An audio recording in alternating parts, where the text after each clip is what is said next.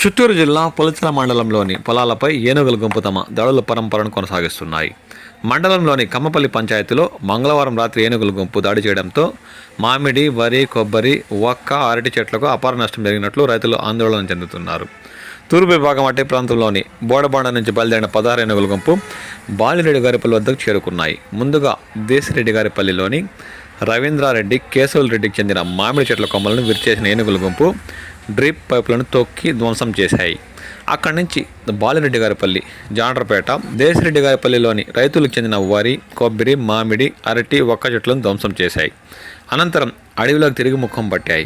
బుధవారం పగలంతా అడవిలోని బోడబండ వద్ద ఏనుగుల గుంపు సంచరించినట్లు ఎఫ్ఎస్ఓ మహమ్మద్ షఫీ, ఎఫ్బిఓల మధు, కృష్ణమూర్తి పేర్కొన్నారు. రైతులకు ప్రభుత్వం నుండి ఆర్థిక పరిహారం అందేలా చూడాలని బాధిత రైతులు కోరుతున్నారు.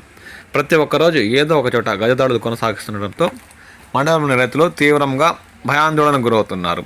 సంబంధిత శాఖాధికారులు ప్రత్యేక దృష్టి సారించి వీటిని దూర ప్రాంతాలకు తరలించేందుకు కృషి చేయాలని వారు పదే పదే కోరుతున్నారు.